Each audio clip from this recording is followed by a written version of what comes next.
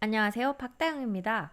네, 오늘 일요일에 갑자기 주택 공급 확대 방안 발표가 났습니다. 왜 일요일에 우리 공무원들이 일을 쉬시는 날에 이렇게 일을 하셨을까 생각을 해봤더니 이 중에 지금 대출에 관련된 거 LTV를 좀 축소하는 내용이 있었거든요. 지난번에 627 대책 나왔을 때도 바로 다음 날부터 시행한다고 했는데도 오후에 막 은행으로 달려가서 어떤 것들을 이렇게 처리하신 케이스들 막 일단 신청부터 해놓고 이렇게 하신 케이스들 많았잖아요. 그래서 아마 이게 일요일이라서 은행에서 일 처리를 못하고 내일 바로 적용이 되니까 어, 그 대출 때문에 그런 게 아닐까 이렇게 추측을 해보기는 하는데요.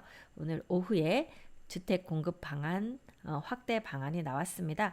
전체적인 내용으로 보면 주택을 이만큼 공급하겠다는 내용과 함께 수요는 이렇게 우리가 관리하겠다 이런 내용이에요. 그러니까 전체적인 이 정부가 원하는 방향은 아파트 값이 오르지 않는 거예요. 그 오르지 않게 하려고 하면 사고 싶은 사람이 많으면 아파트 값이 오르겠죠. 그래서 기본적으로 사고 싶지 않게 만드는 것. 그게 이제 좀 주요한 정책의 하나이고 그 문재인 정권 때도 좀 그랬죠. 그 다음에 또 하나는 공급이 충분하면 우리가 물건값을 막 올릴 수가 없으니까 여기 옆집에서 싸게 팔고 있는데 여기 와서 비싸게 사지 않을 거니까 이제 그래서 공급을 좀 충분하게 하면 금액이 오르지 않는다 하는 것이 우리 수요 공급의 법칙이죠.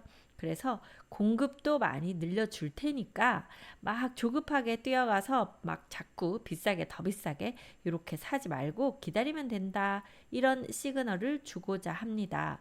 그러다 보니 토지거래 허가구역으로 지금 현재 강남 3구와 용산구가 묶여 있는데요. 요건 조금 억제책이죠. 수요를 줄이려고 하는 그 억제책으로 토지거래 허가구역을 아마 앞으로 좀 확대 지정할 것 같습니다. 요번에 그 기초 틀을 마련하는 법제화하는 부분을 좀 발표를 했거든요. 그래서 간략하게 오늘 발표한 주택 공급 확대 방안의 주요 정책들 한번 알아보도록 하겠습니다. 오늘 정책이 나온 이유는요. 627 대책을 발표했는데 그래도 상승폭이 축소는 되었으나 계속 상승세를 유지한다. 우리는 아파트 값이 오르는 걸 원하지 않아. 우리는 아파트 값이 떨어지는 걸 원해. 그게 이 정부가 원하고 있는 것이기 때문에 이 소폭 상승세 유지하는 요것도 우리는 두고 볼 수가 없어. 그래서 지금 이번 정책을 좀 발표를 했고요. 아마 추가적으로 이번에 발표하지 않은 것 중에 추가로 토지거래 허가제 또는 그 규제 지역을 발표하는 거 없었고요. 그 다음에 지금 공시 가격은 이미 상승하는 걸로 좀 잡고 있기 때문에 기본적으로 종부세, 재산세 지금 올라갈 것 같은데 그런 부분 또는 세금 양도세 부분 또는 또 뭐 취득세 중과 부분 또 실거주 해야 되는 요건 그런 것들 넣어서 세금에 관련된 것들이 아직 발표가 안 되어서 추가로 발표가 될 가능성들이 있는 것들이라고 보입니다. 오늘은 이 이제 주택 우리가 이만큼 많이 공급하겠다 하는 얘기하고 그리고 이제 좀 수요 너네 그집 살려고 하면 우리가 이렇게 확 들여다 볼 거야. 함부로 사지 마. 약간 그런 시그널 두 가지를 발표했다고 보시면 돼요. 자, 주간 아파트 매매 가격 변동 추이가 22년도 겨울에 이렇게 지금 떨어졌다가 빨간색 서울입니다. 서울 이렇게 올랐다 내렸다 올랐다 내렸다 하면서 좀 이렇게 올라 있고 지방 역시 22년도 겨울에 이렇게 떨어졌다가 지금 지방은 일부분 회복한 다음에 쭉 그냥 가고 있죠. 지방은 많이 오르지 않는 데 비해서 서울은 올랐다 내렸다 하면서 계속 좀 높은 변동률을 보이고 있습니다. 자, 지역별 주택 보급률 보는데요. 노란색이 지방인데요. 지방은 이미 100% 이상 주택이 보급되어 있습니다. 그래서 뭐 그 거주하는 세대수 대비 주택수가 더 많은 지금 상황이거든요. 그런데 빨간색이 서울이에요. 자, 서울은 주택 보급률 그러니까 인구수에 비해서 주택 숫자가 적기 때문에 주택 보급률이 93%밖에 되지 않고 수도권도 97%로 100%가 되지 않기 때문에 집을 사고 싶어 하는 사람들이 많겠죠. 그러니까 수요가 많기 때문에 자꾸 금액이 올라가게 됩니다. 그러니 많이 공급을 해줘야 되겠다. 이런 정책이 나오게 되는 거죠. 지난 3년간 공급이 얼마나 되었나? 서울 수도권은 공급은 크게 줄었으나 지방은 공급이 여전히 많다. 그래서 지금 현재 지방 미분양 나고 뭐 매매가 떨어지고 막 그런 상황이죠. 그런데 비해서 서울 수도권은 지금 이렇게 인허가 착공, 준공된 것이 이제 70.5%, 수도권은 88.8% 이렇게 지금 보이고 있습니다. 자, 그 다음에 비아파트인 경우에 우리 다가구나 다세대 주택 같은 경우에 전세 사기 때문에 사람들이 다 불안해서 다 아파트로 오고 있기 때문에 전월세마저도 아파트 쏠림, 그래서 전월세 값이 지금 증가하고 있는 그런 상태죠.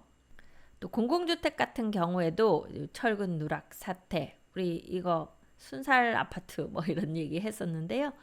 또 고가 매입 논란이 있어서 수도권의 공공부문 착공 실적이 감소되어 있다. 지금 착공이 너무 적어서요. 향후 한 3년간 서울 쪽이나 수도권 쪽에 아마 입주가 많이 줄어 있을 거예요. 특히 서울의 입주 물량이 많이 부족하기 때문에 전월세가 지금 상승할 가능성이 높죠. 일부 입주하는 아파트 같은 경우에는 그 전세를 세입자를 끼면서 그 입주하는 잔금을 할 수 없기 때문에 지금 전세가 떨어지는 단지들이 있긴 하지만 전반적으로 봤을 때는 서울도 전월세가 상승하고 있는 상태입니다. 자, 그래서요, 간단하게 이렇게 이제 도시화 시킨 것을 한번 보겠습니다. 일단 이번 정책이요. 수도권에 충분한 주택을 신속하게 공급하겠습니다. 공급하겠다는 대책은 매번 대통령이 바뀔 때마다 나왔습니다. 그런데 이 공급이 진짜 원하는 만큼 또 빨리빨리 잘 진행이 안 되죠. 이게 뭐 마음처럼 그냥 여기다 아파트 지어 하면 뚝딱뚝딱 지어서 우리가 게임하듯이 3초 만에 지어내는 게 아니라 일단 부지를 매입하기 위해서 뭐 협상하고 뭐 하고부터 시작해서 또 이제 요새는 그 착공에 들어가도 준공하는 데까지 걸리는 시간이 예전보다 길어졌어요. 여러 가지 뭐 안전에 대한 것들도 지켜야 되고 뭐 이러다 보니까. 그래서 지금은 예전에는 아파트 한 3년이면 지었는데 지금은 한 4년, 길게는 주복 같은 경우에는 뭐 5년 가까이도 잡더라고요. 그래서 시간이 길게 걸립니다. 그래서 이미 몇 년 전에 착공을 해서 아파트를 거의 다 지어가는 상태가 아니라고 하면 지금 이번 정권 내에 부지 매입부터 해가지고 착공하고 분양하고 입주까지 하려면 상당히 시간이 바빠요. 그래서 빨리빨리 진행하지 않으면 이번 정권 내에 그 효과를 볼 수가 없는 상태입니다. 그래서 빨리 하겠다는 것도 하나의 정책인 것 같네요. 공공택지는 LH가 직접 시공해서 공급 속도를 높이겠다 이렇게 했는데요. 최근에 사실 그 뭐 신도시나 뭐 이런 데들 LH가 토지를 수용해가지고 택지를 다 조성한 다음에 여기는 아파트 부지, 여긴 단독주택 부지, 여기는 상업 부지 이렇게 해서 그 다른 건설사한테다가 이제 팔잖아요. 그런데 그걸 팔지 않고 아파트를 직접 내가 시행을 하고 건설사만 데리고 와서 공사시켜서 이렇게 시키겠다. 그러니까 시행을 직접 하겠다. 이렇게 해서 공급 속도를 높여보겠다 이렇게 하는 거예요. 그래서 예를 들면은 세종시 같은 경우에도 다 LH가 지금 가지고 있잖아요. 그러면 보통은 다른 그 뭐 입찰을 통하든지 해서 그 이제 시행사하고 건설사하고 손잡고 들어와서 이제 얼마 정도의 낙찰 받으면 뭐 우리가 어떤 아파트를 짓겠다 이렇게 하고 들어가는데 이게 시행을 LH가 하면서 건설만 그 건축만 시키는 경우 천마을이 아마 거의 그런 식으로 되어 있는 걸로 알고 있는데요. 그래서 LH가 직접 다 관리하면서 건축만 시키는 그런 형태로 갈 것 같습니다. 그러면 속도가 아무래도 빠르게 되죠. 대신에 보통 LH가 시행하는 그런 아파트들은 아파트의 퀄리티를 막 높이지는 못해요. 아파트가 분양가 상한제라던가 아니면 LH가 시행을 하는 경우에는 그 좀 저렴하게 공급하는 것이 목표가 되기 때문에 아파트 내부 자재라던가 뭐 디자인이라던가 이런 것보다는 이제 최소한의 경비로 이렇게 저렴하게 우리가 살 수 있도록 그 분양가 상한제 안에 들어오는 금액으로 살 수 있도록 이렇게 하는 것들이 목표이기 때문에 아파트의 퀄리티가 그렇게 썩 높지 못하다. 요게 뭐 단점이기도 하고요. 대신에 저렴하다는 것이 장점이기도 하고 그런 상태입니다. LH가 직접 시행을 하면 아무래도 막 우리가 좀 멋진 뭐 하이엔드급 아파트 이런 것들을 만들지는 못하죠. LH 직접 시공 53,000호, 용적률 상향 등으로 7,000호 또 추가, 용도 전환 정례화해서 15,000호 해서 총 75,000호를 공급하게 되는 또 플러스 알파까지 있을 수 있다. 요 부분이 있고요. 그래서 공공택지 사업 속도를 빠르게 하겠다. 2년 플러스 알파로 단축한 다음 46,000호 조기 공급하겠다. 우수 입지의 공공택지를 분양하는 거. 요거 이제 3기 신도시 아직 분양 안 한 것들 빨리 분양하겠다. 그리고 또 우수 입지의 공공택지를 분양해가지고 3기 신도시 아직도 분양 안 한 데 있나 봐요. 26년까지 32,000호 분양도 하고 그 다음에 서울 서리풀이나 과천 같은 곳에 있는 공공택지 빨리 착공을 해가지고 29년에 착공해서 빨리 공급을 하겠다. 이런 것들도 정책으로 나왔고요. 신규 공공택지 3만호도 검토하겠다. 또 도심 내 양질의 주택을 확대하기 위해서 도심 내 유휴 부지나 노후 시설들을 활용해서 추가로 아파트 공급하겠습니다. 노후 공공임대주택, 지금 현재 임대주택으로 살고 계신데 많이 오래된 것들 재건축해야 되잖아요. 이제 그런 것들 진행하고요. 노후 공공청사가 이제 비어 있을 거예요. 그런 곳들도 이제 아파트로 할 수 있는지 보고 또 이제 추가 28,000호 미사용 통폐합 학교용지, 지금 학교용지가 점점 비어가고 있습니다. 학생 수가 줄기 때문이죠. 그런 데들도 아파트로 이렇게 개발할 수 있는 곳들을 해주고, 도심 유휴부지, 성대 야구장, 위례 업무용지, 한국교육개발원, 강서구 공공시설 부지, 한국교육개발원이 아마 이게 서초구에 있어서 요 유휴 부지 중에는 제일 관심 많은 부지인 것 같은데요. 이런 곳에도 아파트를 공급하겠습니다. 도심 정비 사업을 활성화해서 지금 현재 정비 사업들 더 이렇게 쉽게 할 수 있도록, 그리고 좀 더 사업성이 좋도록 해주겠다라고 이렇게 얘기는 하는데요. 뭐 계속 좀 있어왔던 얘기들 다시 나오는 것 같은 느낌입니다. 또한 민간주택 공급 여건을 개선해서 신속하게 인허가 내주고, 그 다음에 소음평가 기준도 합리화하고 기부 체납을 많이 하게 돼 있어요. 지금 재건축 같은 경우에 기부 체납 비율이 상당히 크죠.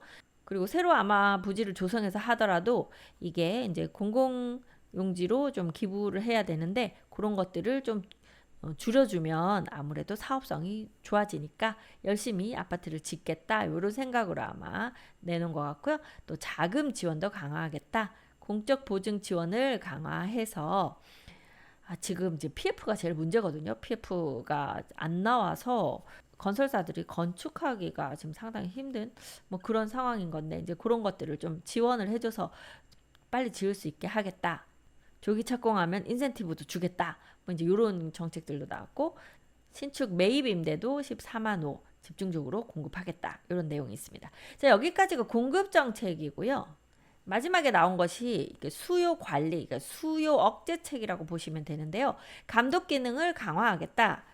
여기 보면 국세청 협력 강화 이거잖아요. 그래서 지금 아파트 사는 사람들에 대해서 세금적인 것으로 좀 압박을 하겠다. 약간 이런 느낌이 듭니다. 그래서 의심사례 세무조사를 직접 세무조사까지 한다고 하니까요. 요거 좀 주의하셔야 될 것 같아요. 이상 거래를 기획적으로 조사해가지고 세무조사하겠다.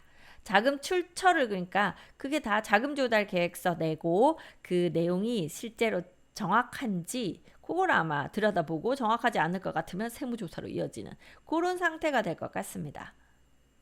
또한 토지거래 허가구역 지정권자를 확대해서 토지거래 허가구역을 추가로 지정할 것 같아요. 현재는 지자체장이 하도록 되어 있는데요. 국토부 장관이 직접 할 수 있도록 만들고 있습니다. 또한 가계부채 관리 방안으로 규제지역 LTV 50%에서 40%로 더 대출을 내렸는데요. 실제적으로 지금 현재 규제지역들 아파트 매매가가 뭐 엄청 높은 데 비해서 LTV와 상관없이 6억까지밖에 대출 안 되기 때문에 이거 별로 의미 없는데 굳이 넣어놓은 걸로 보면요. 이 규제지역을 좀 대대적으로 확대할 것 같아요.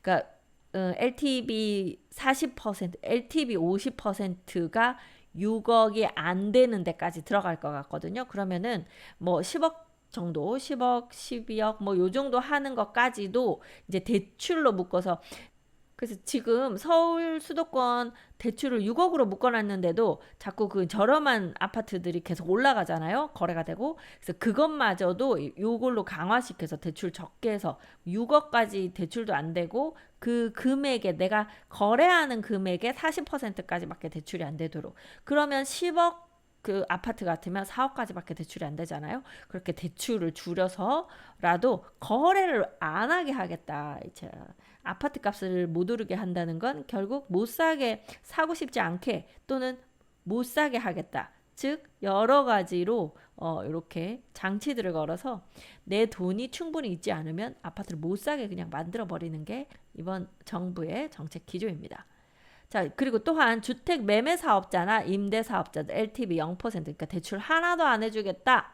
수도권하고 규제 지역이에요. 지금 다 규제 지역이나 수도권 지역 이야기입니다. 아직 지방은 이 규제가 안 들어가요. 근데 대출에 있어서는 좀 지방도 비슷한 그 규제들을 좀 바꾸는 있습니다. 자, 그리고 수도권 규제 지역에서 1주택자가, 그러니까 내가 집 하나 사놓고 그거는 전세를 주고 나는 조금 이제 저렴한 지역에 전세 사는 케이스들 많잖아요. 약간 몸테크 하면서. 그런 사람들 1주택자가 전세 대출을 받을 때 대출한대로 2억까지 밖에 안 해주겠다.